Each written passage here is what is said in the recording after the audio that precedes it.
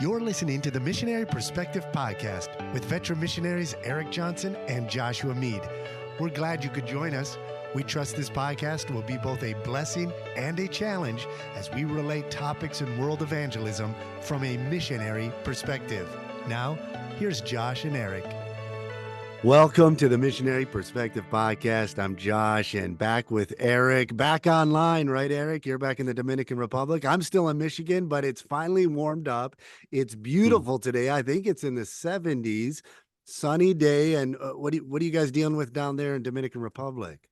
Oh, wait 5 minutes, it's going to change. It was yesterday, it was 92 degrees with the humidity that made it feel like 101. And about 2 hours later, it was raining cats and dogs and it was back down to about 80 degrees. So you just never know from 1 minute to the other. But we're glad to be back serving the Lord here in the sunny DR. Definitely. Well, we are excited. We return in about a month back to Senegal, a little over June 17th.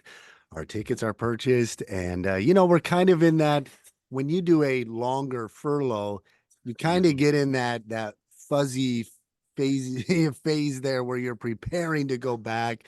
And so you're winding down on your stateside furlough and you're preparing to return. And so you're kind of back to living in both worlds. That's kind of where we are now, checking off our checklist, making sure we have everything prepared. We have items we're shipping over. We have several groups coming. In fact, we're going to hit the ground running as well, just like you did when you got back. 2 weeks after we get back to Senegal, we have a couple coming to do a tour of Gambia, and they are going to be taking over for Daniel and Sarah Jenkins. How about They'll that? have a little bit of a different role than Daniel and Sarah had there, but they're going to be partnering with the church and the church leadership that was established there through the ministry of Daniel and Sarah, as well as Mike, who is the husband there. He is going to help us launch and get off the ground and start a basketball outreach. He was a basketball coach for several years. And so he's going to, we're going to start a basketball clinic, kind of a basketball outreach in both nations. His wife is a physical therapist, and she's going to help out a lot with the medical aspect of different things. So we are excited to get back, but yeah, it's going to be a little crazier this time. As soon as we get back, we start hosting groups that get right into building projects, right into, seminars, continuing expanding the church planting, the institute, things like that. So we are very excited about it. Amen. Well, we know what that feels like. In fact, tomorrow we start officially our first seminary. So between that and a bunch of groups this summer, it's good to be busy again after the years after COVID, to just be ramping up again into ministry. Absolutely. Well, speaking of ministry, Erik, as we are winding down on the ministry of furlough, we are visiting a couple churches. We have maybe 3 or 4 meetings left. And one of the churches that we are visiting, it's a new church. And they recently, just a couple of days ago, sent me a list of questions. And I always appreciated when a pastor puts a lot of forethought into the Q&A time. And these aren't your normal questions that they send. These are questions that really dig deeper into kind of pull back some of the facade of missions, and let's look at the how the engine, let's lift the hood and look at how the engine is running here. And so I appreciate these questions, and I thought, well, let's go ahead and do these questions right here on the podcast, because I think that many would be interested in what some of the answers might be, and I'm curious what some of your answers might be. And so we're going to try to nail out a few of them on this episode, and then whatever we don't finish here, we will get to on a second episode. Yeah, that sounds great. In fact, I was very intrigued by these questions. I can tell young missionaries, one of the best ways to prepare yourself to become a future missionary is to ask good questions. And so I love these questions. Let's dive right in. All right, here we go. First question, just very simple, kind of gets right to the heart of where you are ministry-wise, spiritually. And the question is, what are you most burdened about? Now, Erik, how do you, first of all, let's define burden. How do you define a burden? What is a burden? I think it's something that weighs on your heart and your soul constantly. It's something that it's hard to forget. It's something that is maybe ever present. And I believe in this case, they're probably trying to talk about maybe your burden as a missionary. I mean, obviously there are times probably in your life you have burdens for friends or family. But in regards to ministry, for me specifically, as we hit this maybe second phase of ministry, as we're now looking to train more leaders and send them out, every time I drive through a city in the Dominican Republic that, to my knowledge, does not have a gospel witness, a gospel preaching church, that really weighs on me. And I start praying about Mhm. who is going to be the young man, the young couple, maybe middle aged couple that's going to go out and reach this city for Christ. There's so many cities that we drive through sometimes on our way from point A to point B.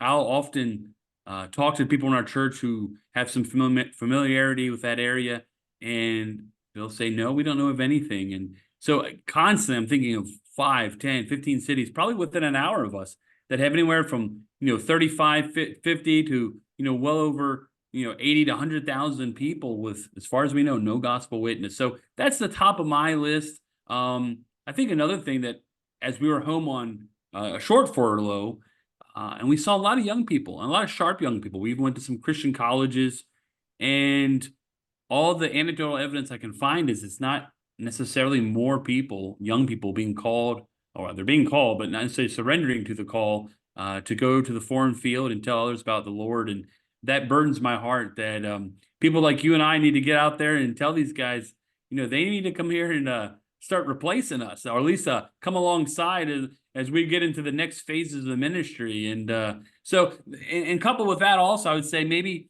churches that don't emphasize evangelism and missions. I mean, you and I are very aware of great churches that love missions and evangelization. But unfortunately, I would say that's not necessarily always the case. Mhm. And sometimes we've gone into churches that do support us, and we're thankful for that. But we can see that missions is definitely down the list in their priorities. And so those are some of the burdens I have when we get to be able to affect people's lives, influence them, to see these burdens we have. And I believe they're really the Lord's burdens, that as a missionary, we just carry them along. Yeah, absolutely. And I 100% agree. As a missionary, I think there are many burdens. And I think that in the ministry, you're looking at a lot of different aspects of what needs to be addressed. And as a missionary, you, of course, have the burden of learning language. And am I communicating Hmm. cross culturally? Am I communicating effectively? From the very beginning, I think my biggest burden has always been, am I most effectively allocating my time? Am I most effectively and efficiently using my resources, the giftings God has given me to do the work that He's calling me to do here? Am I, there was a preacher who would always say, I don't fear maybe failure as much as I fear succeeding at doing something God Mm. never intended me to do. And so Right. that's something that's always on my mind is, okay, am I investing my time and resources in what God wants me to do? I don't want to waste time. The time is limited. The time is short. We're redeeming the time. And so, that's always in my mind. And I think how we implement making that burden not become a worry is that we're constantly reevaluating ourselves. We're constantly Mhm. evaluating our ministries. Is what we're doing effective? Is this in alignment with God's will for what He desires us to do? Are we still sensitive to the Spirit's leading? Are we seeing it bear fruit? And I would say as well, specific to being a missionary, there's always been the burden of, is what I'm doing going to last? Because you Mhm. don't want to build a ministry Mhm. um, on your own personality. You don't want to build it on your own means, and we all get that. But again, it's that cross-cultural challenge of, am I communicating the gospel effectively? Is this person I'm working with, is he truly a sincere follower of Christ, or is he looking for, something? And that's across the board. That happens in the US, that happens Sure. everywhere overseas. But it's just when I leave the field, if God calls me to another ministry, uh, is is what I've done going to last? And I think the answer is, if it's what you did is the Lord's will, if you've accomplished His will, then it's His work, and His work will continue and last. And so it's been exciting over the years to watch as God will put specific burdens on you. And I would say to a young man or woman developing, going into ministry, develop biblical burdens. Don't Mhm. and try not to confuse worry with burden. Sometimes Mm-hmm. Mm-hmm. develop a biblical burden. There are burdens, Jesus said, come and bear my burden, bear my yoke. My yoke is easy, my burden is light. I think he says that because you hit the nail on the head when you said this is the Lord's burden. And the Mm-hmm. reason the Lord's burdens aren't heavy on us, they don't weigh that heavy on us, essentially, is because He's the one bearing the brunt of them. We just get to come alongside Him and bear that burden with Him. And so I would say if you're stressed out, if you're overwhelmed, you feel burdened as a missionary, maybe take a step back and evaluate some of these burdens and ask, are these Mm-hmm. really the Lord's burdens or are they my own personal burdens? And be ready to lay aside some of those burdens. But I would say, yeah, that Yeah. from early days, those biblical burdens that I believe the Lord developed within us, it's not only great to have a biblical burden, it's exciting to see the fruit of that burden. God has given you a burden. You could call it a vision as well. I think He gives you a burden first, a burden for those cities that don't have the gospel. Mm-hmm. We have regions where there are no gospel. We've been asked to come and, or no churches. We've been asked to come and start churches. And I think God will give you a biblical burden, and then He'll help you to develop a biblical vision, a mission vision, and then He'll give you the resources and the personnel to accomplish that vision and implement it. And we've just seen the Lord do that over and over and over again, and we're excited about the future. Amen. Yeah, I totally agree, and I think that's probably what they were asking, and I think that's how we see it as far as the biblical burdens we should have. Number two question here, we'll kind of go back and forth. It says, knowing what we know now as old gray-haired missionaries, at least I am, what advice would you give to our younger selves, say maybe high school age, young adult, college, maybe early 20s? So, Josh, I'll ask you first. What advice, and this is pretty broad, would you give your younger self? Well, I would say the first thing I would tell my younger self, especially when I went to college in Canada, I would say, buddy, learn French. You're in Canada. Like, what's your problem? And you knew from a freshman in college, you were going to Senegal. Learn French, right? You got 4 years. You could have, I think there's certain areas where, um, I'm big on Incredible. I'm big on preparation, and that's just one thing. When you're younger, you're not thinking as far ahead in advance for preparing yourself. So I would tell my younger Mm, self, cultivate skills, things that you enjoy. Filmmaking, movie making. We've talked mhm, about this on the past. It's something I enjoyed and something I did cultivate. And it's something that the Lord has implemented and used in our ministry and our outreach. And so nothing I would change on that. But I would say, look at other aspects that you could have prepared earlier for the mhm, ministry, mhm. knowing that you were going into the ministry and maybe prepared for that. What about you? Well, it's funny you mentioned that one. My wife always likes to review my notes, and so she wanted to add that one in as well. I think that was a little dig at me. I need to become a better handyman, but it's true that there are so many life skills that are worth learning along the way, especially if you go into foreign missions or really any kind of ministry, unless you have some kind of super big staff. Just having more life skills, whether it be vehicles or handyman skills or construction. And I had some of those. But those are things that I always wish I had maybe developed more. But the thing I kind of at the top of my list, and I do believe I got this right, but I want to make sure young people make sure they get this right as well, is that especially for the young men, make sure you pick the right mate.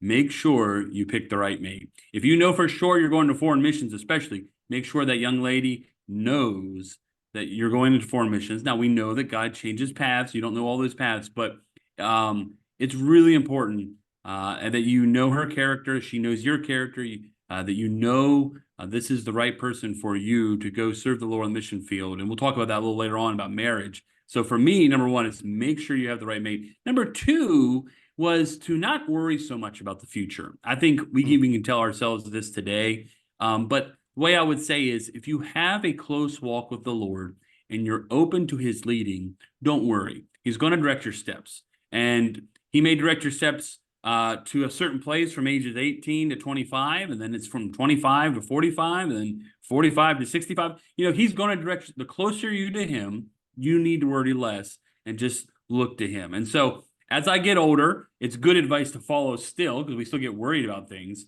But I think I would tell my self to not worry so much. And then lastly, if you are thinking about missions,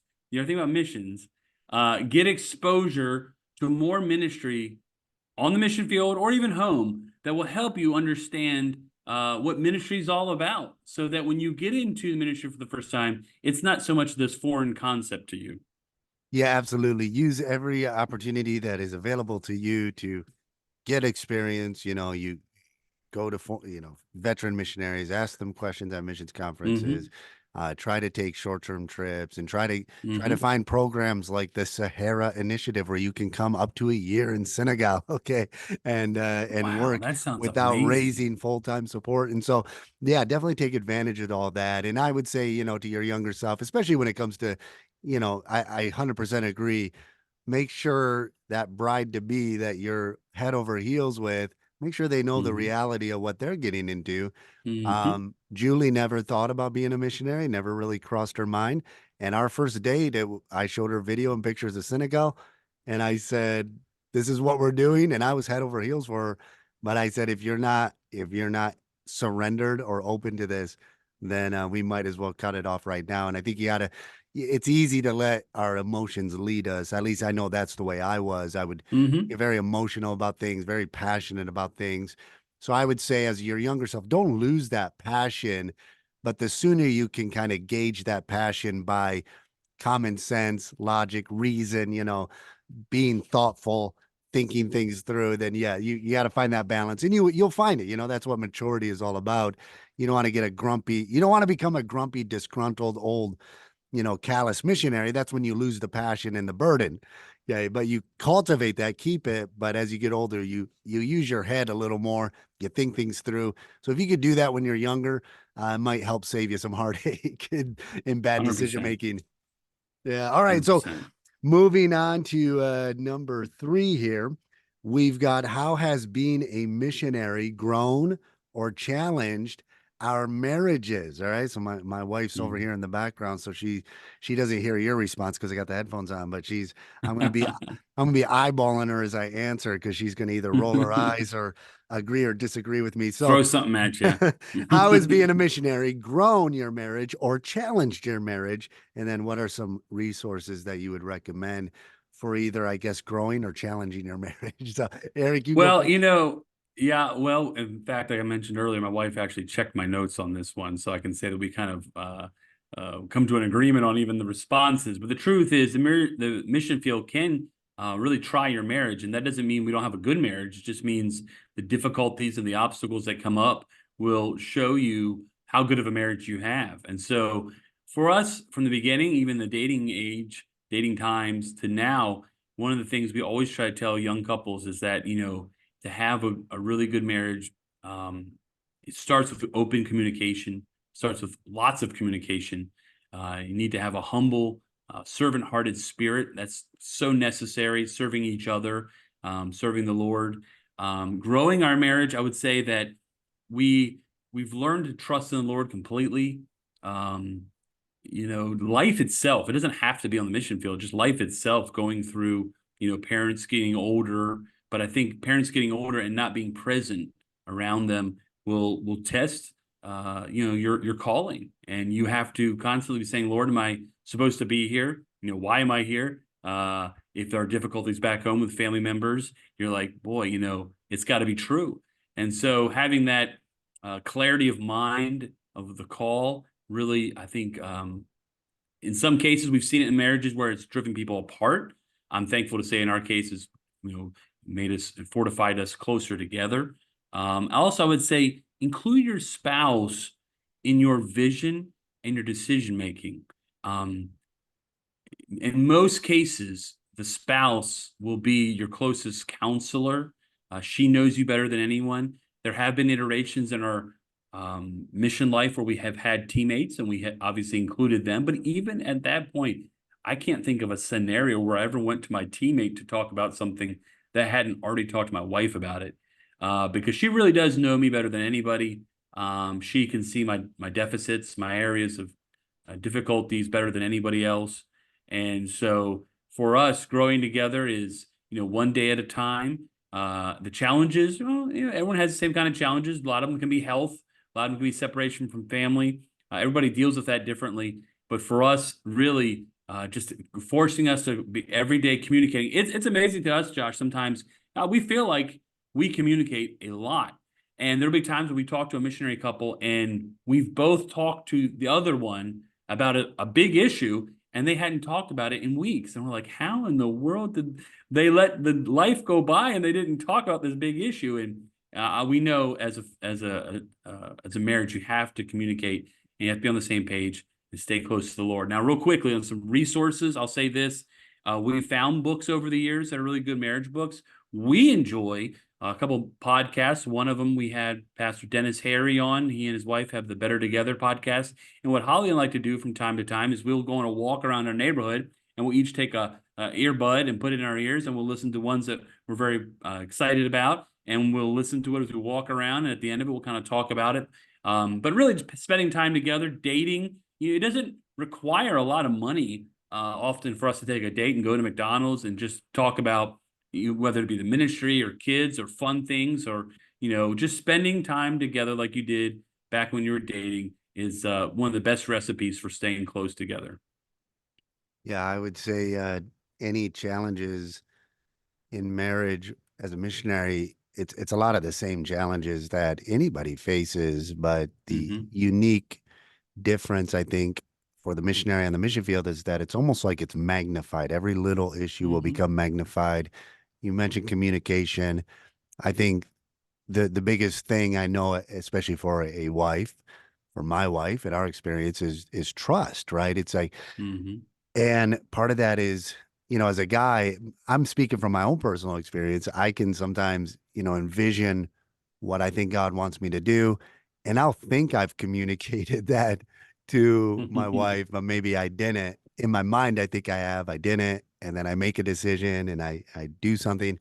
And then she's like, you never talked to me about that. We're not on the same page. And, it's those times that I think it's that much more important. And it's something I've had to work on and I still have to work on is because when you're on the mission field, like in our context and similar to yours, I mean, it's just you and her and your Hmm. family and you are ministering to people, but they are another culture, another language. They think differently. Your wife and you may be the only ones in your entire neighborhood that think the way you think, and so um you she's so dependent on your leadership and so dependent on you stepping up to the plate to being the man that you're supposed to be that it just magnifies any area that you do you know exert weakness in and fail Hmm. to develop. It's even that much more, and you can respond as the husband. You can respond. Maybe it's not a big deal. Maybe if you were living in the States under different circumstances, maybe that little thing you did wouldn't be as big a deal, but it's blown out of proportion on the mission field. It's kind of like, an ant on the ground doing his little thing that ants do. Ants got it hard enough, but then some kid comes along with a magnifying glass,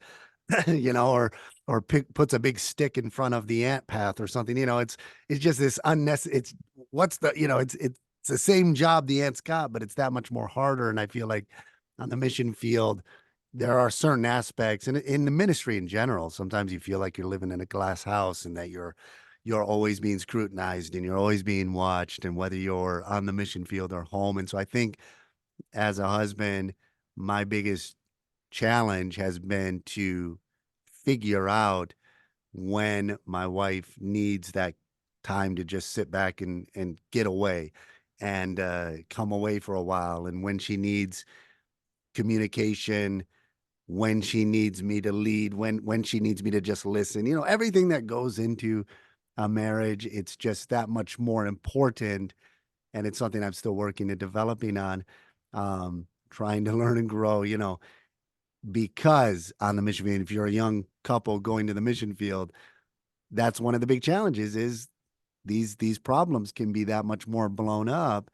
And when the husband doesn't step up to the plate, um, there could be issues there that just it might not cause the fall of a marriage, living in your own culture in your own country, but living in another country, we've seen it, you've seen it, Eric, we've seen it where it just destroys families because again, it's something you're not even processing or thinking about because maybe it's to you not that big a deal, especially as a man, but it does become a big deal when you're on the mission field because there has to be that 100% confidence in your wife's confidence in you that you know you're doing what God's called you to do. You're not deviating from that.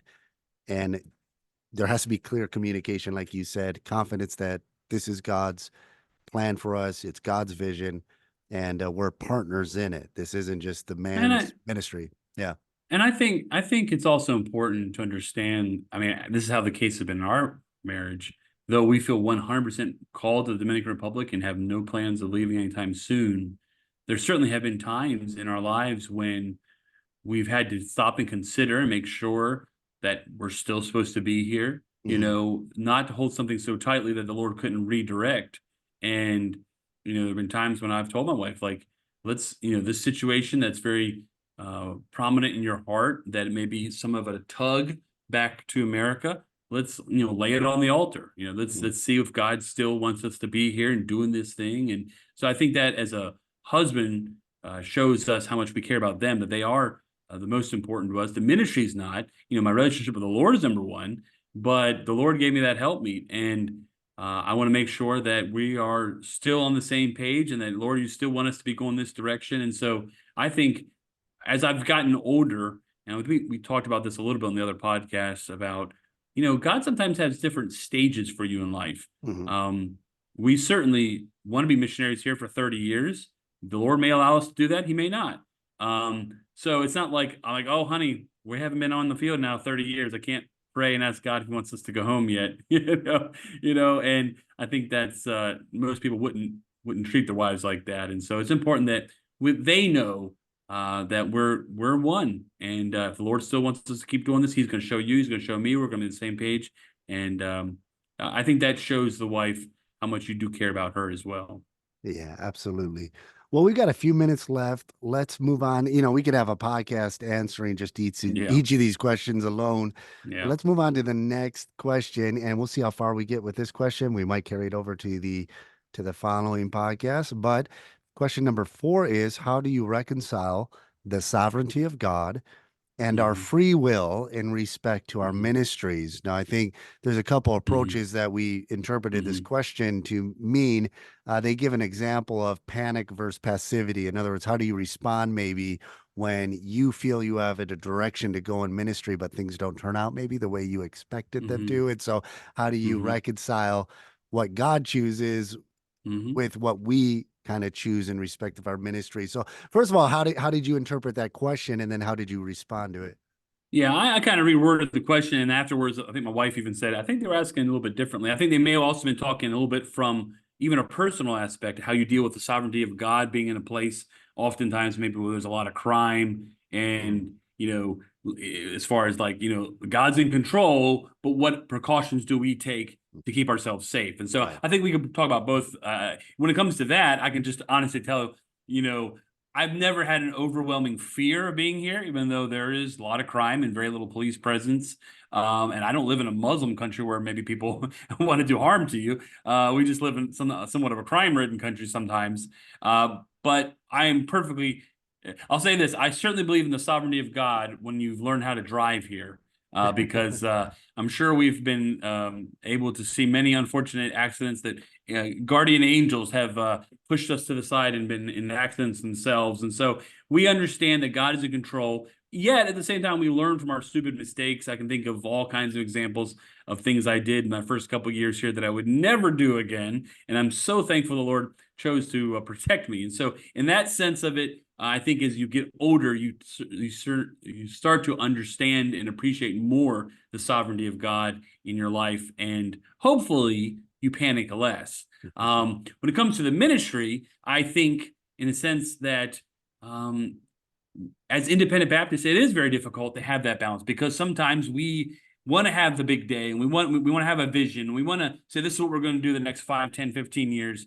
And maybe our strongest suit isn't always waiting on the Lord. And so I think that is a challenge always to say, Lord, my palms are open and I want you to direct. Give me a direction. Let me go and be contented when you hit the stop sign and we have to wait. And I think that's something as a missionary, if you are a busy missionary, you're always going to have to work with that. I think that's going to, you want to have a missionary that wants to do things, but at the same time, you want to be close to the Lord so He can direct your steps. And I think that really is the balance, is be going in a direction, but be maybe loose enough where the Lord can point you in that direction. Oh, absolutely. There has to be that fluidity there where you have to be able to be led of the Spirit and yet at the same time be confident that I am doing what I'm supposed to be doing right now. And I think the balance for me, I was going to John chapter 4 when Jesus is speaking to the woman at the well and she goes back Hmm. into town, and that was a divine appointment God had with this, that Jesus had with this woman. He purposely went there. He purposely engaged her at the well, so that she would be receptive to the gospel. And as they go back into town, the disciples come out. They Hmm. ask Jesus, here's something to eat, and Jesus says, I have meat to eat that you know not of. And they said, well, who brought you food? And Jesus said, my meat. And this is really the key, I think, to that, Hmm. the balance of that question. He said, my meat is to do the will of him that sent me and to finish his work. And I think Jesus puts it in that order on purpose. My meat, what I consume, what nourishes me, what I crave is to, number one, do the will of him that sent me. And I think in pursuing obedience to Christ and pursuing doing God's will, we will finish the work he's called us to do. And I love the way Jesus phrases it. He says, when I pursue God's will, I will finish the work and finish the Hmm. work. And then he says, lift up your eyes. They're coming out. He said, the fields are already white. I've sent you to labor wherein you bestow no labor. And I think the point Jesus is making is the work of God precedes us and it will continue on after us. So my question when I got to Senegal was, what are the specifics of the strategies we're going to implement to do ministry? How are we going to plant a church here in the Muslim context? Those were all things I think important, and there were plans we made and Hmm. implemented them and strategies we employed. But at the end of the day, the work that God is doing in Senegal, it started before us, it'll continue after us. And if the work we do is going to continue, then it has to be a work of God. It can't be just our own doing. And so I love that question because it Hmm. is that balance of, okay, how do I know if this is just something I want to do and that, or it's what God wants me to do? And so I think where I avoid the panic in Hmm. in a ministry decision is if we say, all right, I believe the Lord wants us to do this, we need X amount of dollars, we need this many people to do it, and you're like 3 days away from doing it and you've only got half the personnel and you've got a quarter of the dollars you need to do this. Yeah, the panic starts to set in. But Sure. the way to deal with it is say, okay, maybe the Lord wasn't in this, because if the Lord's in it, he'll provide for it. He's God Exactly. is obligated himself to provide for his work. And so maybe we need to scrap it and rethink it. And then the passivity, well, we're not Calvinists, so I could see how it maybe a more reformed view of the sovereignty of God would say, well, we don't even need to preach here because people are going to get saved anyway. So that you just remember, God loves people. He wants everybody to be saved, everybody to be saved, and so that Same. that ought to keep your passion strong. Well, let's go ahead and end there, Eric, and then we'll continue on with this conversation in our next episode.